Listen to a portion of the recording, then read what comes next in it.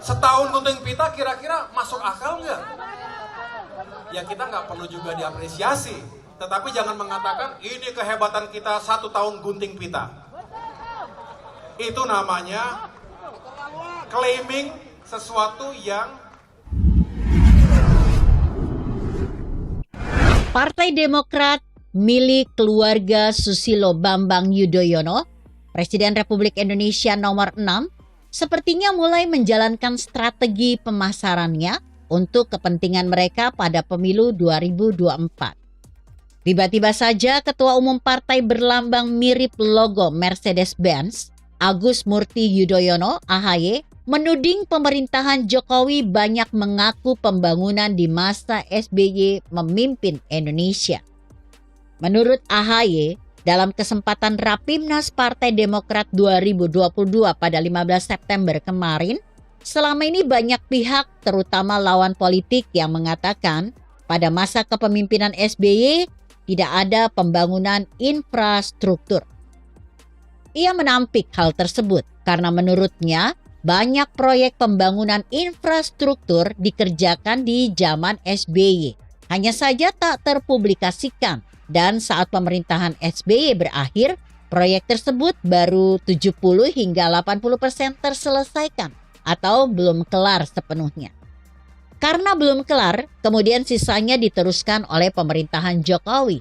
Hal itulah menurut AHY yang diklaim oleh Jokowi dan pemerintahannya sebagai hasil kerja mereka dengan mengesampingkan peran SBY dalam proyek tersebut. Menarik sekaligus lucu, tetapi sangat bisa dipahami ungkapan mantan anggota TNI berpangkat mayor ini.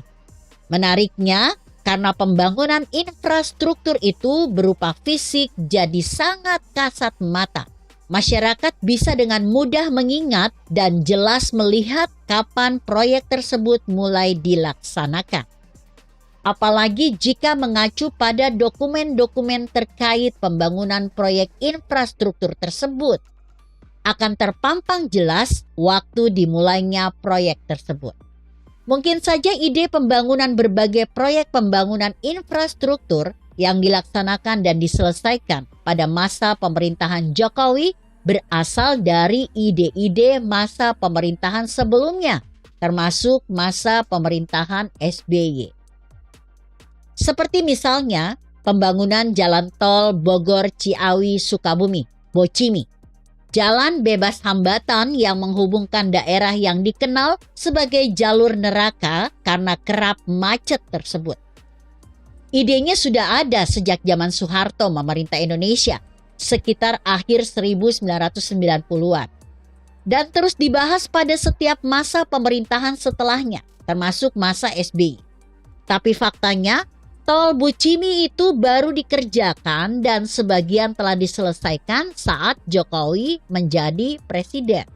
Pun demikian dengan berbagai proyek pembangunan tol lainnya. Contohnya tol Cipali, tol Semarang-Jogja, dan beberapa ruas jalan tol lainnya yang terbentang dari Jakarta hingga Surabaya.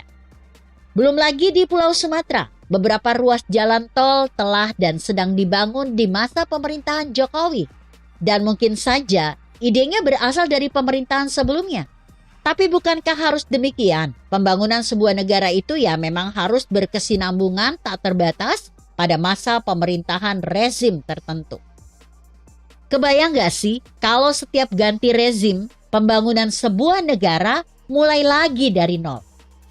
Apa yang dikerjakan oleh rezim sebelumnya harus ditinggalkan dan diganti dengan mengerjakan sesuatu yang sama sekali baru.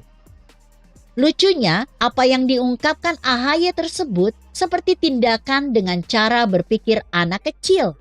Orientasinya hanya untuk kepentingan dan kebanggaan kelompoknya sendiri. Ditambah lagi dengan komentar-komentar para kadernya yang kerap mengkritik pembangunan infrastruktur pada masa Jokowi, yang disebut mereka kurang memberi manfaat bagi masyarakat.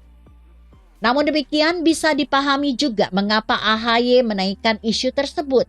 Ia tahu ucapannya tersebut bakal memantik perdebatan serta silang kata dan saling mengklaim hampir pasti akan terjadi. Alhasil nama Demokrat bakal menjadi bahan pembicaraan di media konvensional dan media sosial, sehingga ujungnya nama Demokrat banyak disebut dan awareness masyarakat terhadap partai tersebut meningkat. Selain itu, merujuk pada kasus pembangunan Wisma Atlet Hambalang, mereka juga ingin menghapus atau paling tidak mengeliminir sebutan Partai Mangkrak dalam proyek pembangunan infrastruktur tersebut. Tak cukup sampai di situ, AHY pun mengklaim bahwa rakyat Indonesia merindukan masa-masa saat SBY memerintah. Klaim yang sangat subjektif karena saya dan mungkin jutaan masyarakat Indonesia tak merasakan hal tersebut. Saya justru tak merasakan apapun pada masa SBY memerintah. Ya biasa banget, sama sekali tak ada yang istimewa sehingga pantas untuk dirindukan. Mungkin saya masih ada sedikit rasa rindu pada masa Soeharto memerintah. Di luar otoritarianismenya, merekalah yang meletakkan fondasi dasar pembangunan Indonesia. Banyak sekali warisan Orde Soeharto yang masih digunakan saat ini. Coba, apa warisan fenomenal pemerintahan SBY yang pantas dan bisa diingat? Begitu kira-kira. Artikel ini ditulis FW yang disadur dari kompasiana.com dengan judul Ketika Partai Demokrat Mencari Panggung. Bagaimana menurut Anda? Jika Anda berpendapat lain, tuliskan komentar Anda di bawah ini. Saya Emma, Karisma 90.